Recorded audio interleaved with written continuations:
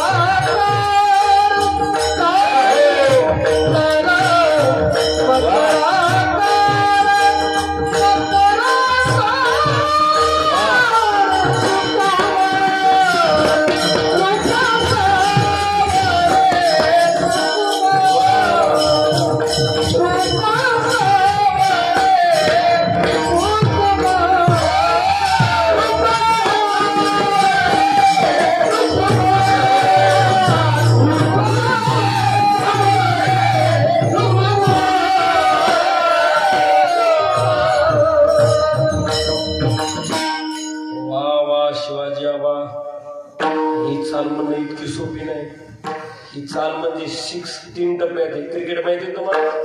Cricket म्हणजे चौका म्हणजे 4 आणि 6 2 रन 4 रन आणि 6 रन. आता मला 4 रन पर्यंत 2 रन इथपर्यंत कुठपर्यंत नाही तुमची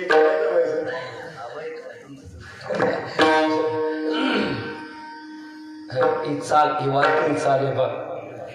रूप सावळे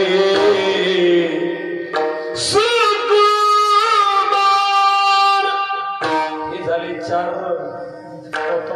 हे 2 रन आता 4 रन. आता 4 रन मारायचे बोला बॅट जर जोरात हाणावं लागते ना कसं झाल्यानंतर ते चौका. आता 4 रन 6 रन शिवाजी बाबा तुमच्याकडेच येतात. 4 रन इथपर्यंत कानी कुंडले मकरागा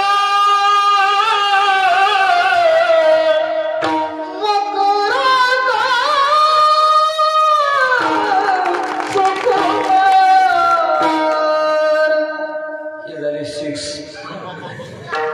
या वारकरी चाली लय गोड आहेत वार. या वारकरी चाली ना आता हे वारकरी माणसं आहेत भरपूर ऐकणारे मग मला बोलावंसं वाटतंय. वारकरी चाली जो आनंद आहे ना दादा बाकीच्या चाली नाही. चाली नाही भारी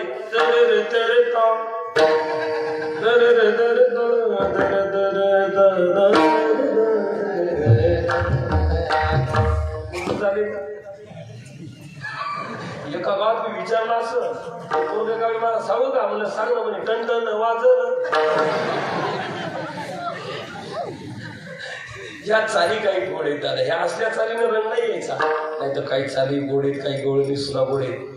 बोबडी गवळ म्हणत असतो पाहू ती बोबडी पोरगी मी कार्याच्या कीर्तनाला निघालो मला म्हणली महाराज म्हणलं काय म्हणले गवलन म्हणू का गवलन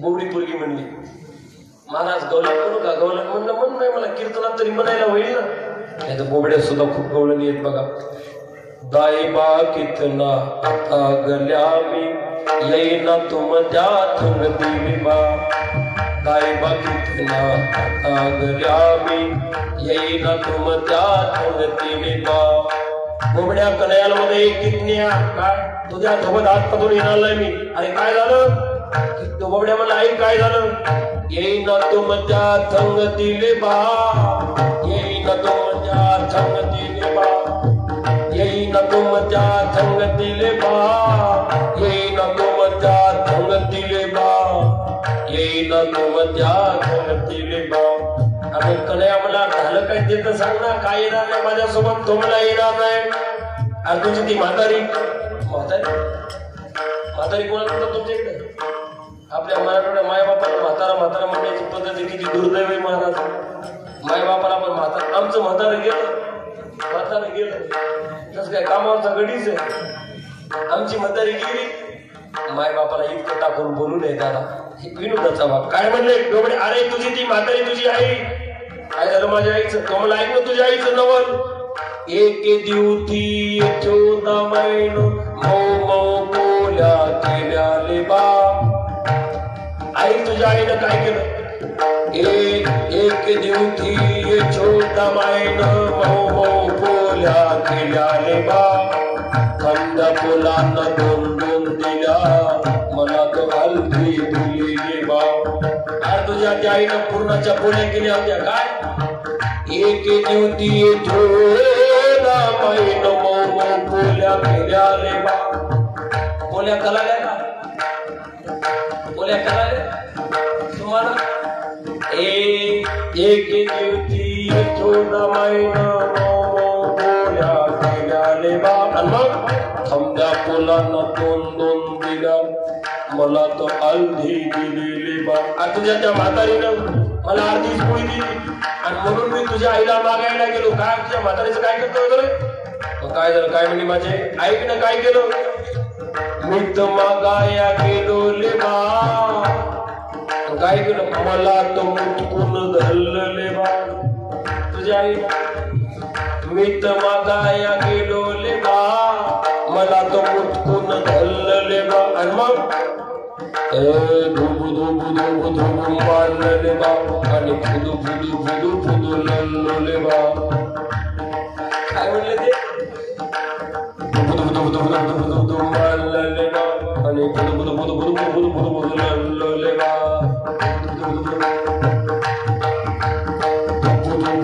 धुबू मारले बा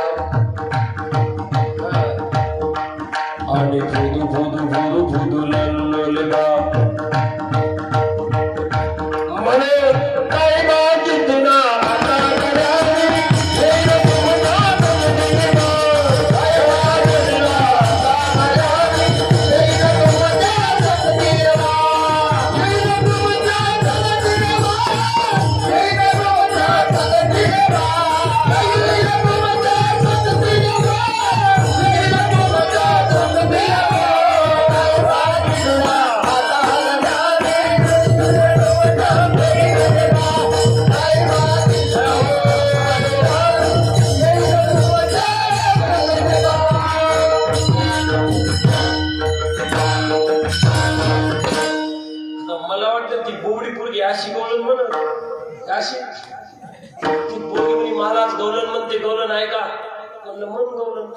तिने जी गवलन म्हणली ना ती म्हणजे ऐका गवलन काय गेले बाई उसाच्या मल्यात उसाच्या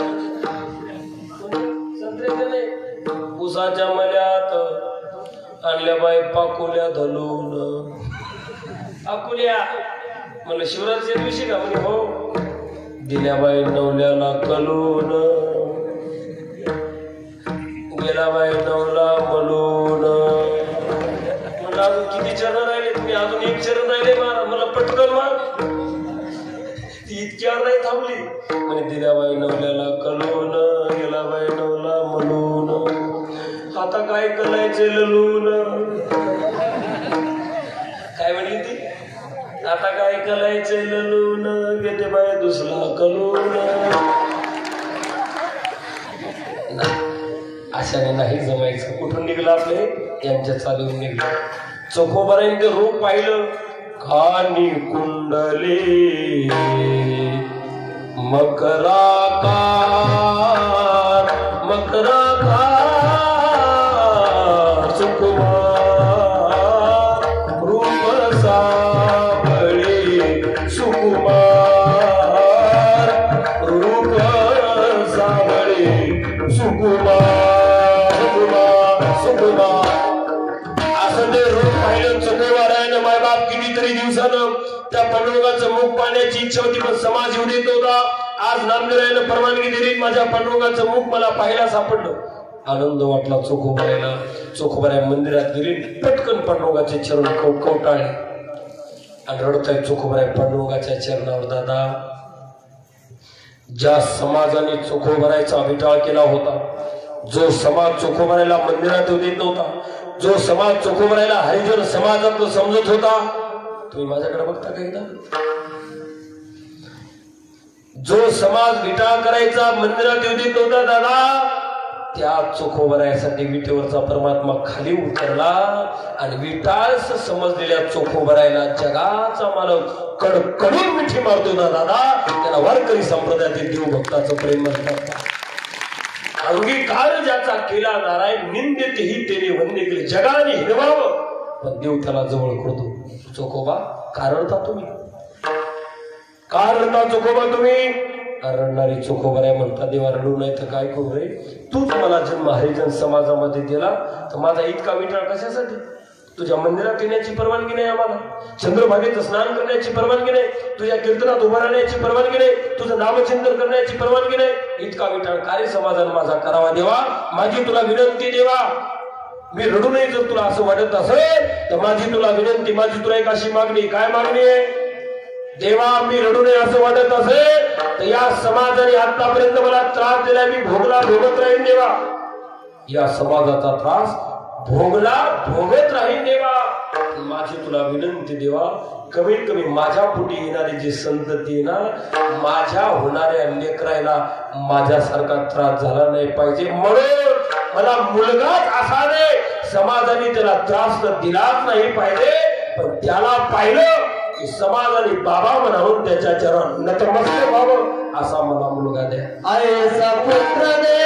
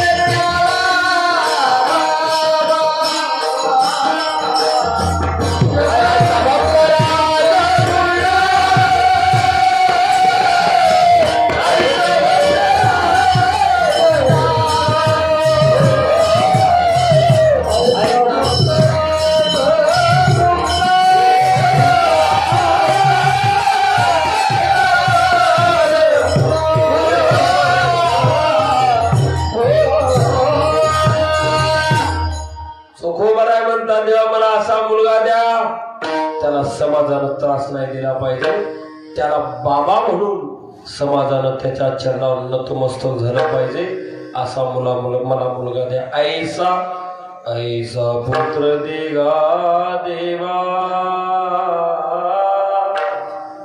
ऐसा पुत्र देगा देवा जग म्हणे त्याला बाबा आता बाबा म्हणजे काय आपण बाबा कोणाला म्हणतो बाबा कोणाला म्हणता रे? आईला. हो तात्या इकडे तो आई. तुम्ही आई कोणाला म्हणता? आई बाबा. आई कोणाला म्हणता? अरे आई कोणाला म्हणता तुम्ही? आई. मॉम. मॉम कोणाला म्हणता? मॉम. तुम्ही मराठी करायची नाही ना? मराठी पहिले इंग्रजी विचार. मराठी मराठीचे मम्मी इंग्रजी काय? बाबा कोणाला म्हणतात? बाबा. आज्याला. अजून बाबा कोणाला म्हणतात? अजून आईच्या पप्पा. वा हुशारी घेऊ. आईच्या पप्पा म्हणजे आजोबा झाले घेऊ. आईचे पप्पा म्हणजे आजोबा. ऐका बरोबर आहे. बाबा कोणाला म्हणतात? दादा. दादा याचा आवाज बरोबर नाही थोडा. बाबा कुणाला म्हणतात? समोरच्या बाबा त्याला म्हणतात दादा जो आपल्यापेक्षा वयानं मोठा आहे. बाबा त्यांना म्हणतात. जो आपल्यापेक्षा अधिकारानं मोठा आहे. बाबा त्याला म्हणतात. जो आपला जन्मदाता आहे. बाबा त्याला म्हणतात. या सगळ्याचा अर्थ असा होतो जो अधिकारी आहे, जो श्रेष्ठ आहे, जो अधिकारानं मोठा आहे. बाबा त्याला म्हणतात. मग चोखोबा म्हणतात मला मुलगा तसाच पाहिजे. तो अधिकारी असला पाहिजे, तो श्रेष्ठ असला पाहिजे, तो महात्मा असला पाहिजे, तो संत असला पाहिजे, जेणेकरून त्याला पाहिलं की जगाने त्याला बाबा म्हणावं आणि त्याच्या चरणावर नतमस्तक व्हावं. ऐसा पुत्र देगा देवा जग म्हणे त्याला बाबा. मला वाटतंय जसं चोखोबाराय मागतात की नाही, असंच एके ठिकाणी छत्रपती जिजाऊ साहेब सुद्धा मागतात. पहा कुठं मागतात सांगतो. उद्या शिवाजीराजांची जयंती नाही. भाग्यवान आहे मायबाई. 3 पर्व एकादशी, आज महाशिवरात्र, उद्या राजाची जयंती. ओ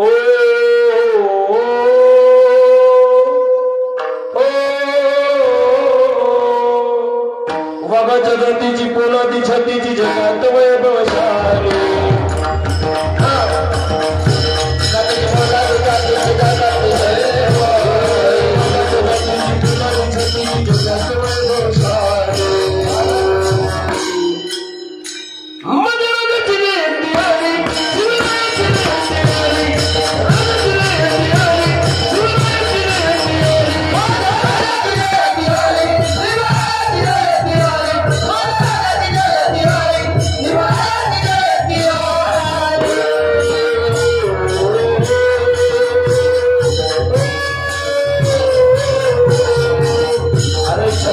शिवाजी महाराजांची जयंती आहे.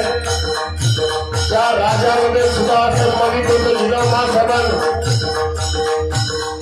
लखोजीराव जाधवांनी शहाजीराजे भोसले निजामशहाच्या दरबारात चाकरीला होते. मला निजामशहाच्या दरबारामध्ये सासरा जवयाचा वाद झाला आणि लखोजीराव जाधवांनी शहाजीराजे भोसलेंच्या अंगावरती वार केला.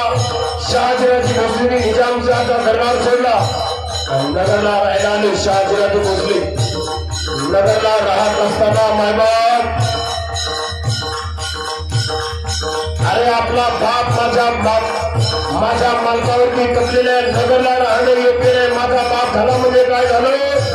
माझ्या कुंकुवावरती शहाजीराजे भोसले म्हणजे राणी साहेबांचे अभिनय. माझा बाप माझ्या मालकावरती कपलेला आहे ना, या नगरला राहणं योग्य नाही. माझा बाप कधी वार करू शकतो. म्हणून नगर सोडलं. माझा सुरक्षित ठिकाणी आता जिजाऊ मासाहेब शहाजीराजे भोसले जुन्नर तालुक्यामध्ये शिवनेरी नावाच्या किल्ल्यावरती आले. शिवनेरी नावाच्या किल्ल्यावरती जात आहेत मायबाप. विश्वासराव देशमुख राहत आहे शिवनेरीवरती आणि विश्वासरावांना सांगितलं शहाजीराजे भोसले विश्वासराव आमची राणी साहेब तुमच्या स्वाधीन करत आहोत. आम्ही स्वारीवरती मोहिमेवरती जात आहोत. आमच्या राणी साहेबांची सुरक्षा तुमच्या हातात आहे शिवनेरीवर. आता जिजाऊ मासाहेब शिवनेरीचा फायदा सोडून वर जात आहे. वर गेल्या मायबाप शिवनेरीवरती शिवाई देवीचं मंदिर आहे. वर गेल्याबरोबर जिजाऊ मासाहेबांनी शिवाई देवीच्या समोर असा पदर पसरला. हे माते मला या रयतेचं स्वराज्य उभं करायचंय. मला गोरगरिबावरती होणारा अत्याचार बंद करायचा माते. गरिबांची जाळपोळ होणारी मला बंद करायची. मला गरीब शेतकरी राजाचं स्वराज्य उभं करायचं. माते तुझ्या समोर पदर पसरते मला असा मुलगा दे की त्या मुलानं शेतकरी राजाचं स्वराज्य उभं केलं पाहिजे. गरिबांची होणारा अत्याचार त्यानं बंद केला पाहिजे. इतकंच नाही, विधवेच्या कुंकाळ्या त्यानं बंद केल्या पाहिजे. माते असा जर तू मला मुलगा दिला, माझ्या होणाऱ्या लेकराचं नाव तुझंच नाव मी माझ्या बाळाचं ठेवीन. ही मागणी घातली माझ्या तुझा बाळासाहेबांना.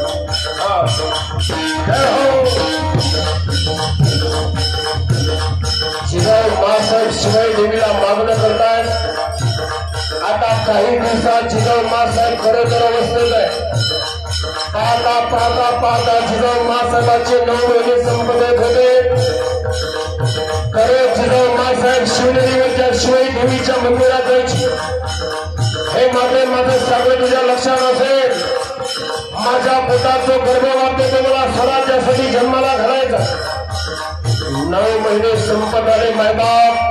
9व्या महिनी जिजाऊ मासाहेब पुन्हा मंदिरात जात आहे.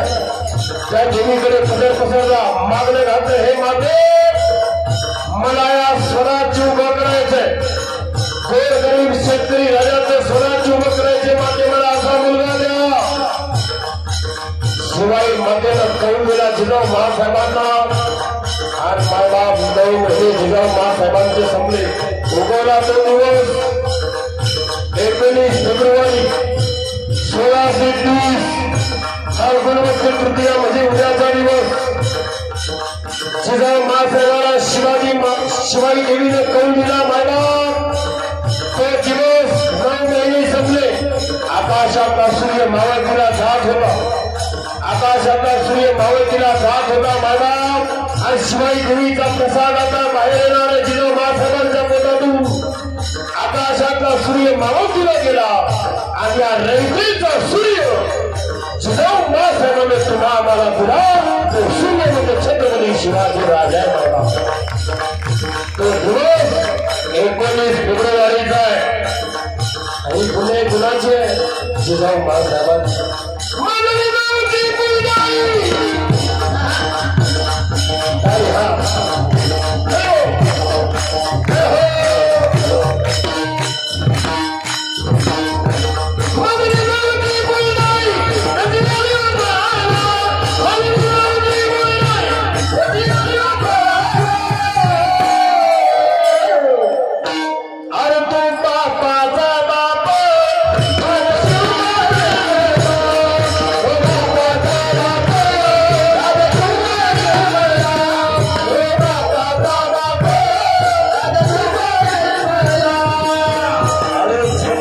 शिवाजी राजा 19 फेब्रुवारीला जिजाऊ महासाहेबांनी तुम्हा मला दिलाय रयतेच्या स्वराज्यासाठी. तो सूर्य नुसतं जन्माला घातलं नाही.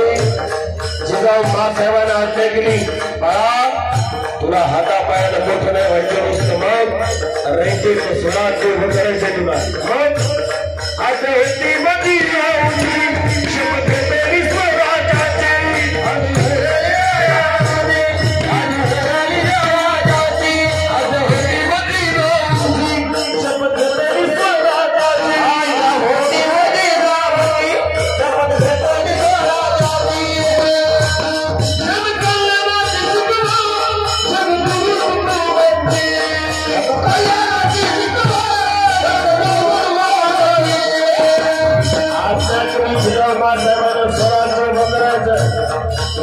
दुसरे गुरु जगद्गुरु तुकोबार आध्यात्मिक शिक्षण देणार. आणि मग स्वराज्याचा पहिला किल्ला छत्रपती शिवाजी महाराजांनी जिंकला. कोणता किल्ला? तरुण बांधून स्वराज्याचे.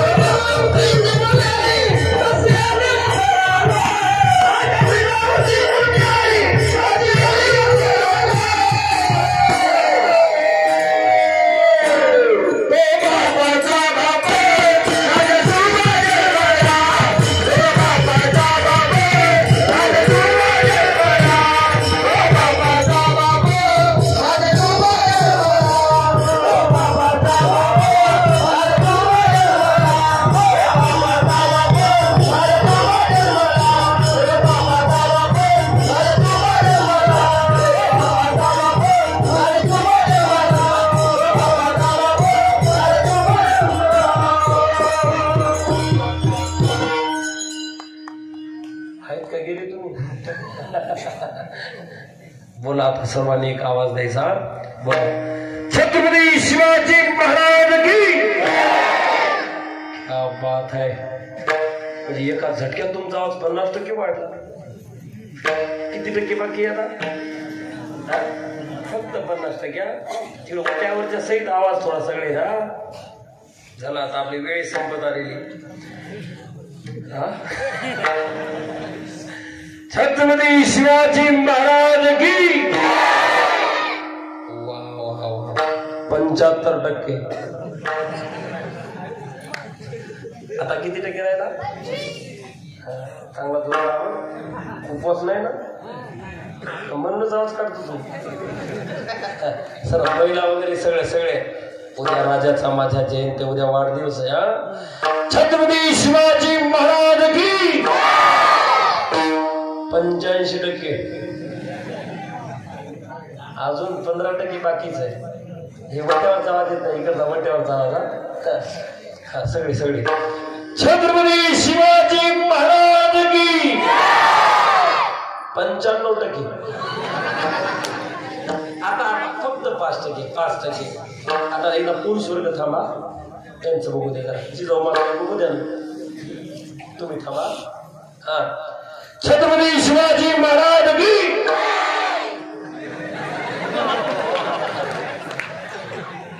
मला वाटतं तुम्ही माझे लागता.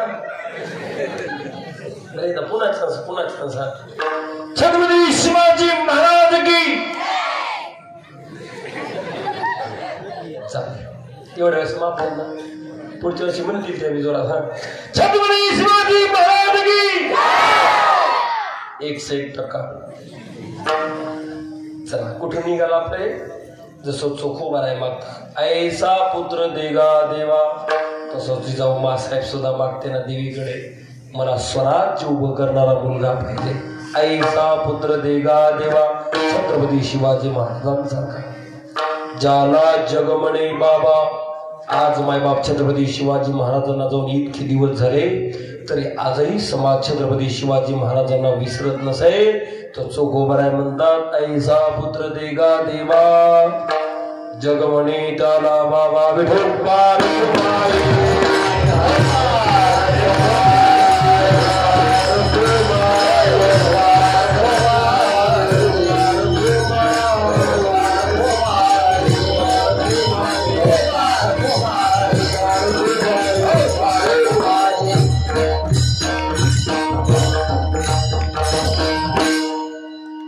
कुठे निघाले तुम्ही. बाकी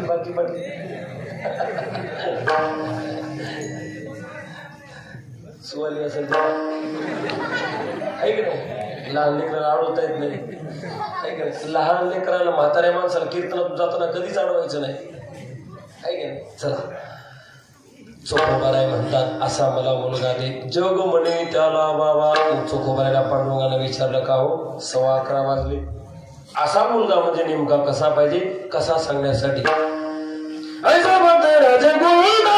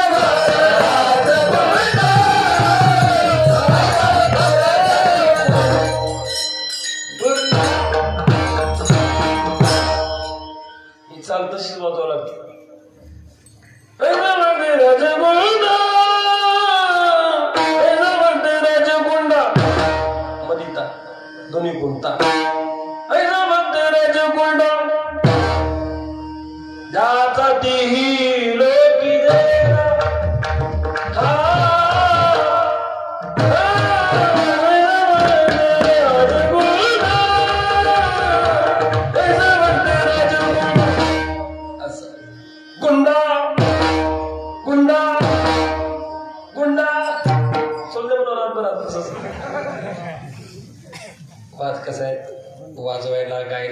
असले की कीर्तनाला आनंदच आहे. तुम्हाला सगळ्यांना वाटलं असेल महाराज असा कसा आहे 10 वाजले तरी येईना अजून. सिस्टीम चांगली असली, करणारी वाजवणारी अशी चांगली असली की कीर्तनाला रंग येतो आहे की नाही. लय तयारीचीच लागतात असं काही नाही, फक्त पोषक असावे अशी यांच्यासारखी कीर्तन नव्हतं. चोखोबाराय म्हणतात मग मला मुलगा दे पण कसा दे. ऐसा भक्त राजगुंडा ज्याचा तिही लोके झेंडा. गुंडा म्हणतात. गुंडा गुंडा म्हणजे कोणत्या पिक्चर मधला नाही, पिक्चर मधला नाही. गुंडा हा पिक्चर मध्ये असतो म्हणून आपलं पिक्चरचं नाव आठवतं. गुंडा या शब्दाचा अर्थ असा आहे जो वाईट कामातल्या अंतिम टोकापर्यंत जातो, जो वाईट कामाच्या शेवटापर्यंत जातो तो वाईट कामातला गुंडा आहे. वाईट कामाच्या अंतिम टोकापर्यंत शेवटापर्यंत जाणारा जर वाईट कामातला गुंडा असेल तर चांगल्या कामातल्या अंतिम टोकापर्यंत जाणारा हा चांगल्या कामातला गुंडा आहे. कोणता मग? भक्तराज. भक्तातला तो श्रेष्ठ असला पाहिजे. भक्तराज गुंडा. मग ज्याचा तिही लोकी झेंडा. इतकं बोलून सुद्धा चोखोबाराय मान मागतायत दे रे, तरी देव मान सुद्धा हलवत नाही. मग चोखोबार म्हणतात का रे तुला मुलगा देणं होत नाही का? एक काम कर ना, मुलगी दे.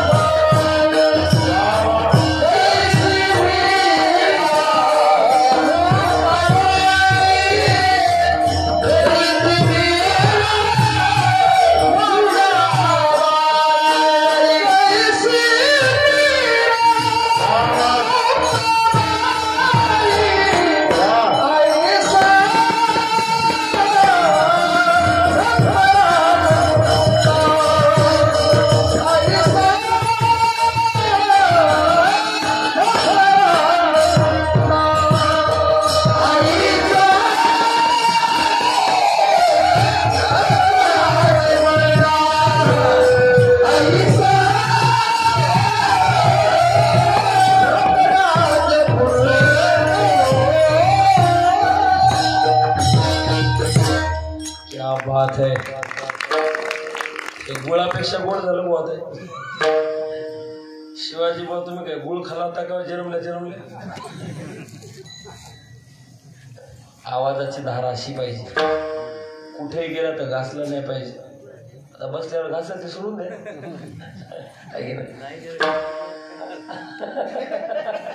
ज्याला नाही त्यांनी घासायची पण न्यायचंच नाही. कशीच ऐसा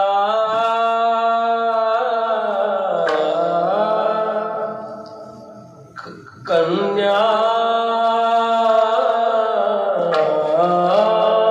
तरी ऐसी दे जैसी मुक्ताबाई जैसे मेरा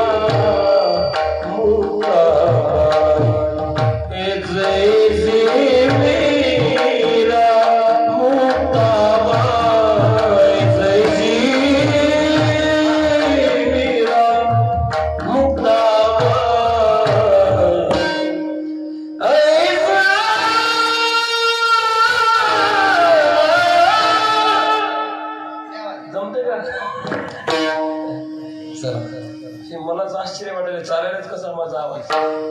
त्याचा समाजा कुठेही चालतंय माऊली, पण बसल्यावर आज झोपलाय माझा आवाज. चला चोखोबाराय म्हणतात देवा तुला मुलगा देणं होत नसल तर मुलगी दे ना. कन्या तरी ऐशी दे. कशी दे? जैसी मीरा मुक्ताबाई. मीराबाई सारखी मुलगी दे. काय मीराबाईचा अधिकार दादा, काय मुक्ताबाईचा अधिकार. तुम्हा आम्हाला आज ही जी ज्ञानेश्वरी दिसते, तुम्हाला आज ही ज्ञानेश्वरी दिसते, आज हे ज्ञानोबाराय जर ज्ञानोबारायचं वैभव दिसतं, हे उपकार कोणाचे असतील तर मुक्ताबाईचे उपकार आहेत माईबाप. अरे ज्ञानोबाराय तुम्हाला मला दिसले, ज्ञानोबाराय जगाला हे ज्ञान दिलं, मुक्ताबाईचे उपकार आहे. कशावरून?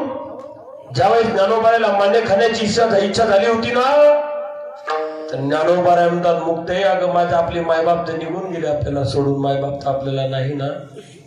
अगं मुक्ते मला मान्य खाण्याची इच्छा होती ग, पण काय दुर्दैव तुमचं आमचं, आपले मायबाप आपल्याला सोडून गेले. अभागीत आपण, मायबापाचं छत्र आपल्या डोक्यावरचं हरवलंय ना, आता कुणाकडे मागावं. मुक्तेन सांगितले दादा काही काळजी करू नको, मी तुला बनवून देते मांड मी बनवून देते दादा तुला. चिमुकली मुक्ताई हो दादा, त्यासाठी एक करावं लागेल तुला. काय? तुम्ही आता आळंदीत जा आणि आपल्याला मधुकरी मागून आणावं लागेल.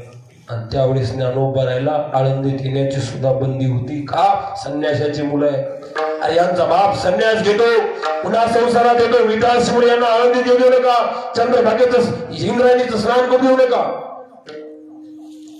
पण मायबाप मुक्ताईन सांगितलं दादा तुला मी मांडी खाऊ घालते, फक्त मधुकरी मागू ना. म्हणून ज्ञानोबारायनं मधुकरी मागितली महाराज. त्या काळात आज आम्ही जरी इथे उभे आहेत ना, आम्ही सुद्धा ज्ञानोबारायच्या दरबारात 5-5 वर्ष मधुकरी मागितली. आमचे गुरु बंधू आहे. आळंदीपासून 5 ते 7 किलोमीटर अंतर पिंपळगाव म्हणून दिघी म्हणून आम्ही 5-5 वर्ष मधुकरी मागितली तिथं. तेव्हा हे कुठेतरी बोलता येते दादा हे ज्ञानोबारायचे उपकार आहेत आमच्यावरती. मधुकरी मागितली वाया जाणारच नाही.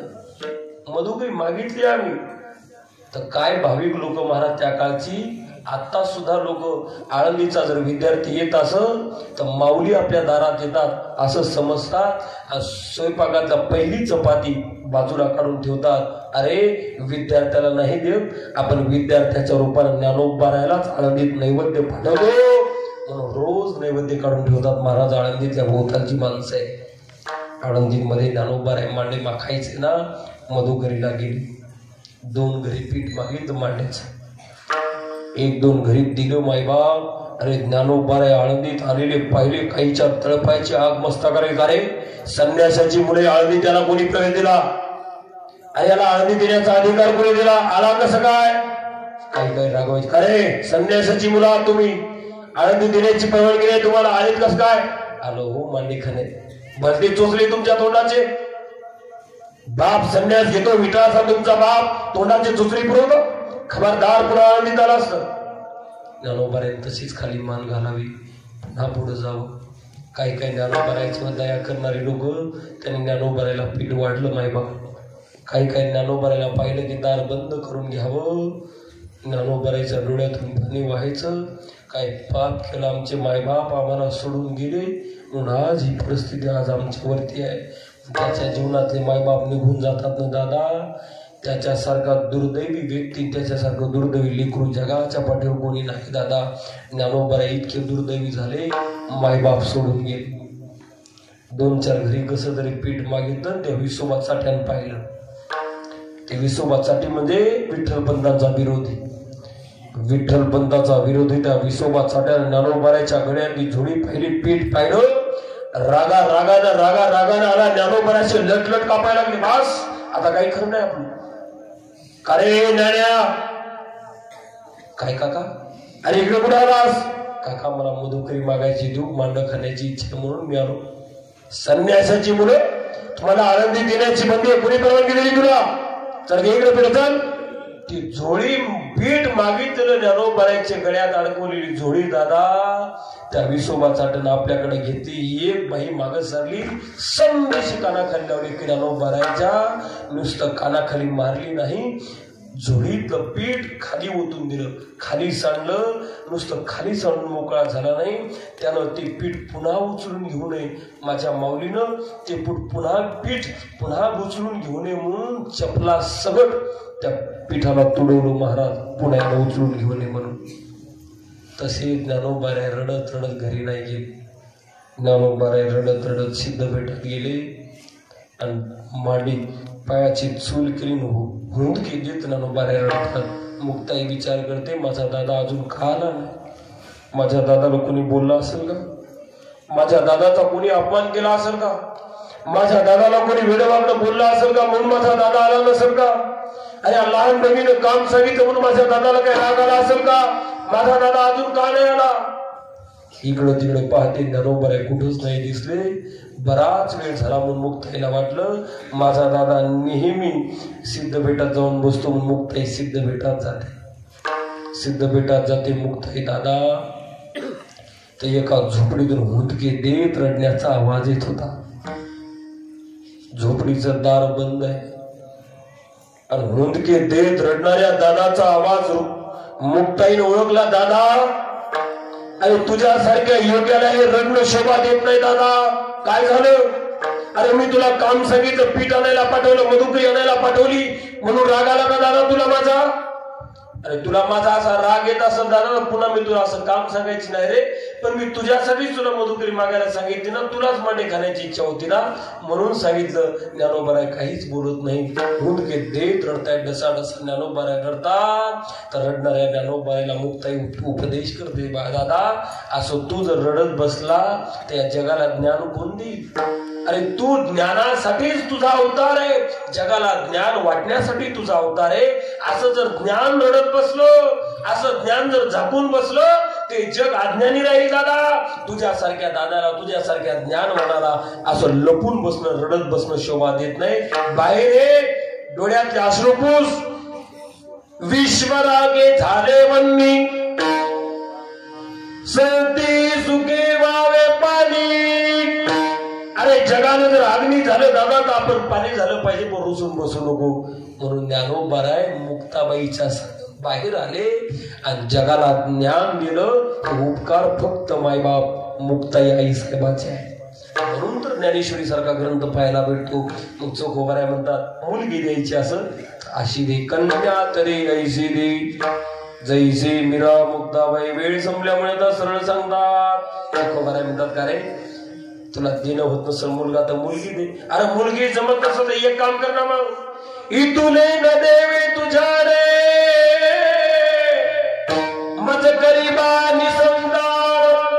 तुला मुलगा देणं होत नसेल, मुलगी देणं, एक काम करणं, इतुले न देवे तुझ्याने मज गरीबा निसंतान. निसंतान करणं. मग निसंतान म्हणजे काय? कीर्तनाचा इचका करणे.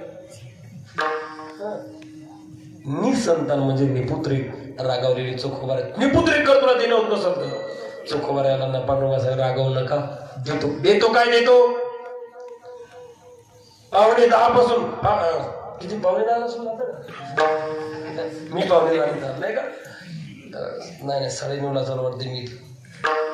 9:30 वाजल्यापासून मग मुलगा दे तरी मान हलवत नाही, मुलगी दे तरी मान हलवत नाही. एक काम कर ना, निसंतान कर, निपुत्रिक कर, तुला देणं होत नसत. तेव्हा तर भटका बोलत होता, हे असं करीन तसं करीन, तिकडची विहीर उचलीन, या गावात आणून मांडीन, या रोडचा विकास करीन, ती रोड करून देईन. आता काहीतरी बोलतो का रे? नाही, असं नाही बोलले. निपुत्रिक कर. रागावलेली चोखोबाराय पाहिले आणि मग चोखोबाराय सांगतात मग तुला देणं होत नसल, दोन्हीतलं एक तरी दे. दोन्ही बाजी गुले का, दोन्ही बाजी गुले का,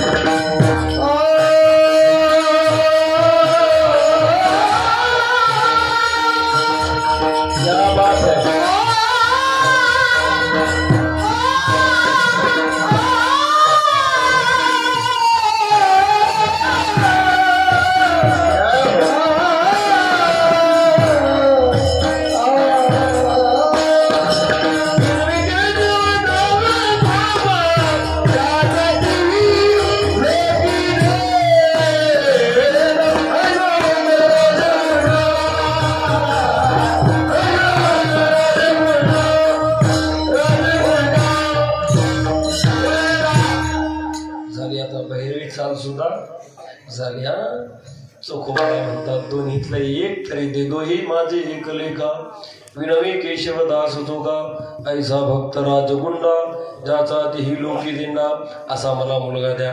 आणि भाग्यवान आहे तुम्ही, तुमच्या गावात हे लेकरं घडतायत म्हणल्यावर भाग्यवान. तुम्ही दोघे शिकताय का बकवास?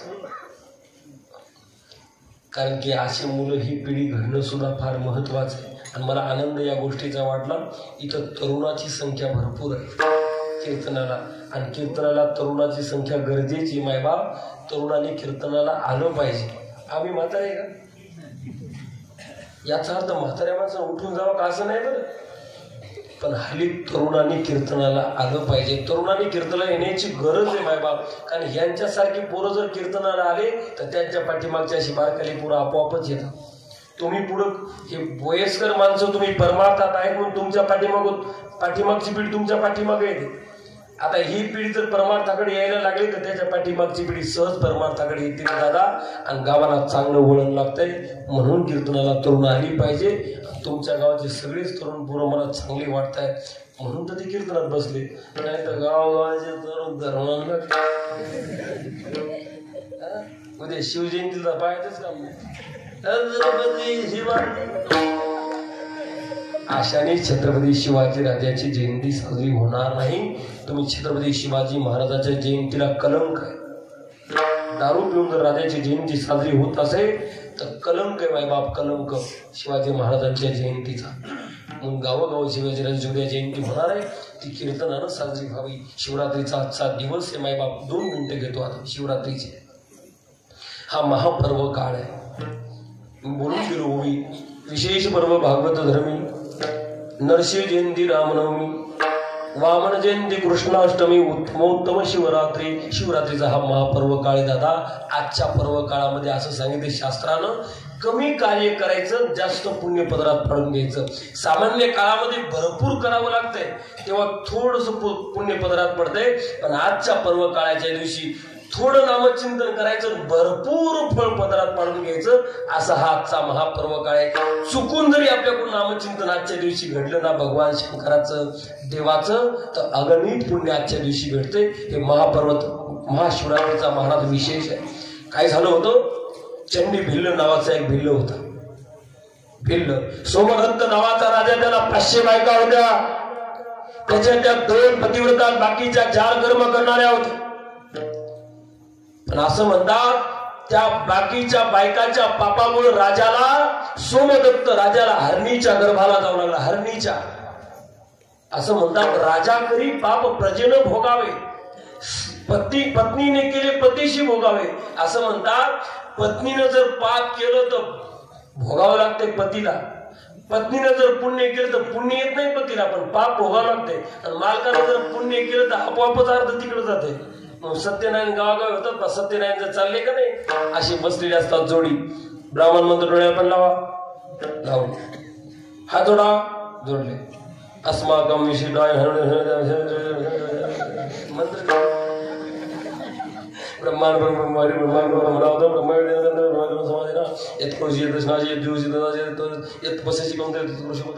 डोळ्या पण लावा. असं चालू राहते ब्राह्मण देवतेचं मदत. ओ बाई काय मालकाच्या हाताला लावा. मग महाराज यांना सत्यनारायणाचा 8 तासानं प्रयत्न केलेला असते. महिन्याभरापासून आबदलेलं राहत आहे.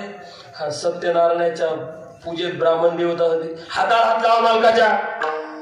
म्हणून ती मालकीनं हाताला फक्त इतकाच हात लावती, आपोआप पार्सल होते अर्ध पुण्य. आपोआप.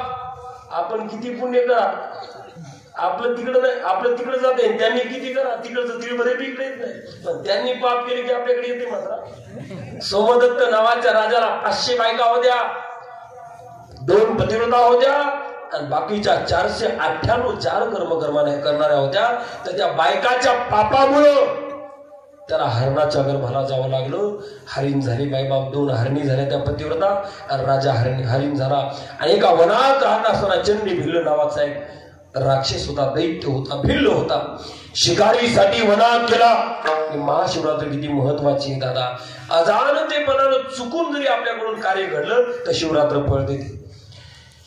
वनात गेला, दिवसभर शिकार शोधली, मायबाप त्या भिल्लाला शिकार सापडली नाही, असा बाण लावून बसला. योगायोगाने हे जो राजा हरणी झाला का नाही, हे दोघं पत्नी, दोन हरणी आणि एक हरीण, एक गर्भवती हरीण आहे आणि एका हरणीने पिलं दिलेले. तिघजण इथून जात असताना बाण लावून बसलेला तो भिल्ल, दिवसभर शिकार सापडली नाही. अचानक 3 बाण समोर आले, 3 हरण समोर आले. आतापर्यंत आपल्या समोर कोणी येत नाही. ज्या झाडावर बसलं होतं ते झाड होतं बेलाचं. कोणतं झाड होतं ते? बेलाचं. चुकून बसलं. त्याला बेलाचं झाड आहे का हे बी माहित नव्हतं. बेलाचं झाड आहे का हे त्याला माहिती नाही. बर, ज्या झाडाखाली झाडावर बसलं का त्या झाडाखाली भगवान शंकराची पिंड होती आणि म्हणून समोर असा बाण लावून बसला. त्या समोरचं काही दिसत नव्हतं. का दिसत नव्हतं माहितीये का? ते पानं आडवे यायचे डोळ्यासमोर त्याच्या. कोणाच्या? बिल्लाच्या. तो डोळ्यासमोर पानं यायचे म्हणजे एक एक पान तोडायचं आणि खाली टाकायचा. पान कशाचे हे माहित नाही, कशावर टाकतो याचं सुद्धा भान त्याला काय माहिती. बेलाचं पान काय राहतं भिल्लाला कुठं माहित असते. म्हणजे त्या भिल्लाला माहित नव्हतं दादा. चुकून तो डोळ्यासमोर पानं येत होते म्हणून खाली टाकत होता आणि योगायोगानं खाली मायबा भगवान शंकराची पिंड होती. दिवसभर काही सापडलं नाही म्हणून त्या दिवशी उपवास घडला. शिवरात्रीचा दिवस होता तर ते डोळ्यासमोर येणारी पानं खाली टाकली. तर खाली भगवान शंकर खुश झाले, म्हणले पा चांगला भक्त भेटलाय मला आज. इथं माझी पिंडे मला कोणी सुद्धा ओळखत नाही पण हा भक्त भेटलाय. आता भक्त आहे सहज बसले बाण लावून. पण माझा भोळा देव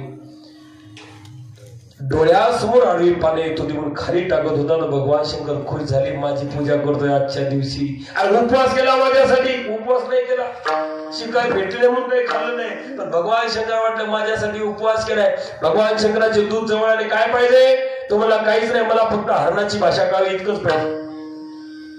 तथास्तु म्हणलं. ते 3 हरण समोर आले. दादा बाण लावला तितक्या त्या हरणीने पाहिला आपल्या आता बाण मारणार. तर त्या हरणी म्हणायला लागल्या त्या नवऱ्याला, मालक मालक या मोठीला समोर जाऊ द्या, तुम्ही दोघं सुद्धा समोर जा, मी याच्या बाणाकडे जाते. मी मेली तरी चालेल का? कारण माझ्या मोठ्या जाऊबाईचे लेकर ताण येतो. यानं जर या हरणीला मारलं तर लेकर उपाशी मरतील. मग तुम्ही दोघं जण पुढे जा, मी मेली तर चालेल. आणि ती मोठी हरणी होती की नाही पिलावाली, ती म्हणली नाही नाही तू पुढे जा, तू गर्भवती आहेस, तुझ्या पोटातलं गर्भाचं मेला तर मोठं पातक लागलं आम्हाला, तू जा इथून, मी मेली तरी चालेल. हरणी म्हणतात तुम्ही दोघी जा, तू गर्भवती आहे, तुझे लेकर ताणे, तुझ्या वाचून लेकर मरतील, तुझ्या पोटात गर्भ वाढतो, तुम्ही दोघी नका जाऊ, राहू नका, मी राहतो. या हरणाची भाषा चालली दादा. भिल्लवरून ऐकतो. तथाच तू म्हणलं होतं ना, भिल्लवरून ऐकतो. बाण लावला. बाण लावल्यावर आता तिघानं ठरवलं तिघ संगत जाऊ. बाण लावल्यावर हरणी म्हणला ते मला मारा, हरिण म्हणते मला मारा, हरणी म्हणते मला मारा. याचं चक्रावूनच गेलं. म्हटले मला माझ्या बाणातून वाचवण्यासाठी पळून द्यायचं, ते मला मारा मला मारा का म्हणताय? मला मला मला मारा का म्हणतायत मायबाप? त्या हरणीने सांगितलं मला याच्यासाठी मारा, हिचे लेकर जिवंत आहेत म्हणून हिला मारू नका, मला मारा, माझ्या पोटात कमी मेली तरी चालत. ती म्हणते नाही त्याला तिला नका मारू, तिच्या पोटात गर्भ आहे, मला मारा. मी आत्ता जाऊन वाटल्यास तुम्हाला इतकं जर पटत नसत आम्हाला दोघीलाही मारा, मी माझ्या लेकराला आत्ता पाणी दूध पाजून येते म्हणून ती हरणी जाते मारा, लेकराला स्तनपान करते. त्या लेकराला कळलं हरणी रडते का रडते, तिने सांगितले शेवटचं दूध पाजते तुम्हाला का? तुमचा बाप संकटात आहे, व्यात बाण लावून बसलाय भिल्ल, म्हणजे तुम्हाला शेवटचं दूध पाजते. तर लेकर पळत आले हरणाचे पिले आणि त्या पारद्याला म्हणतात, हे पारद्या माझ्या आई वडिलाला नको मारू, आम्हाला अगोदर मार. कारण की आमच्या आईवडिला तू जर आमच्या समोर मारलं तर आम्ही पोरकी हो रे भिल्ला, ए चंडी भिल्ला, आमच्या आई वडिलाला मारलं तर आम्ही पोरकी होणार, म्हणून आमच्या मायबापाच्या अगोदर तू आम्हाला मार, आमच्या मायबापाला मारू नको, आमच्या मायबापाचं मांस तुला गोड लागायचं नाही, आम्ही कवळे लेकर आहोत, आम्ही कवळे पिलो आहोत, आमचं मांस तुला गोड लागल, आम्हाला मार आम्हाला मार. ही भाषा ऐकली मायबाप चंडी भिल्लानं का भगवान शिवाच्या दूतानं आशीर्वाद दिला होता. पटपटा डोळ्यातून पाणी वाहू किती इमानदार हरणे. वापस गेली, लेकराला पाजून आली, पिल्या सहित आली, इतकी इमानदार हरलं. खाली उतरला भिल्ल मायबाप आणि त्या हरणीला माफी मागू लागला, तुम्हाला मी मारणार नाही, तुम्हाला मी मारणार नाही. का मारणार नाही? तुम्ही इतकी इमानदार प्राणी, जीव वाचवायचा सोडून तुम्ही गेलेली पुन्हा परत आले. म्हणून मायबाप मी मारणार नाही, मी निघालो. त्या हरणाने विचार केला, मला माहिती तू आम्हाला का मारणार नाही. ते हरण बोलायला लागले, अरे तू आम्हाला का मारत नाही मला माहिती आहे. अरे तुला वाटत असेल 5 हरण जर मारले, त्या 5 हरणाचं मांस मी घरी कसं घेऊन जाऊ, याच्यासाठी तू आम्हाला मारत नसशील. इतकं पुढचं बोलायला लागले हरण.